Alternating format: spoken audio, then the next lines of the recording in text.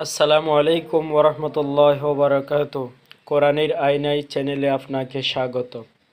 আগুন লাগলে যে দোয়াটি পাঠ করা জরুরি।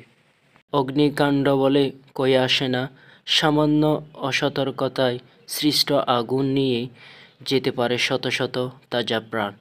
অনেক সময় সতর্ক থাকার পরেও অসাবধানতার কারণে আগুন ছড়িয়ে পড়তে পারে। আগুন লাগলে আগুন নিয়ন্ত্রণের চেষ্টার পাশাপাশি দোয়াও পড়া উচিত, যাতে আল্লাহর রহমতে আগুন দ্রুত নিভে যায়।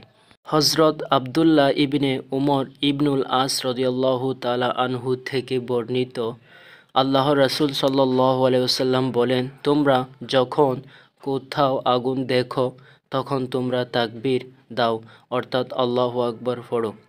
কেননা তাকবীর আগুন নিভিয়ে দেয়। তাকবীরের অর্থ আল্লাহ মহান।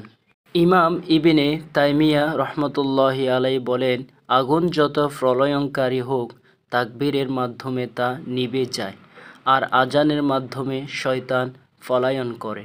এছাড়াও পবিত্র কোরআনে বর্ণিত একটি আয়াত রয়েছে, যেটি পড়লে আগুন নেভাতে প্রভাব পড়ে, আগুনের ক্রিয়া নিস্তেজ হয়ে আসে। হজরত ইব্রাহিম আলাইহিসসালামকে আগুন যেন স্পর্শ না করে সে নির্দেশ দিয়েছিলেন মহান আল্লাহ তাআলা। পবিত্র কোরআনে আল্লাহ তাআলা ইরশাদ করেন, ইয়া নারু কুনি বারদান ওয়া সালামান আলা ইব্রাহিম।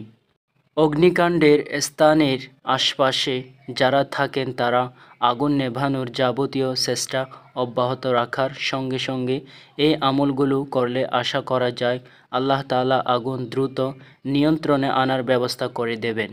আবদুল্লাহ ইবনে উমর ইবনুল আস রাদিয়াল্লাহু তাআলা আনহু থেকে বর্ণিত হাদিসে রাসূলুল্লাহ সাল্লাল্লাহু আলাইহি ওয়াসাল্লাম বলেন, তোমরা যখন কোথাও আগুন দেখো তখন তোমরা তাকবীর দাও, কেননা তাকবীর আগুন নিভিয়ে দেবে। তাকবীর হলো আল্লাহু আকবার, আল্লাহু আকবার।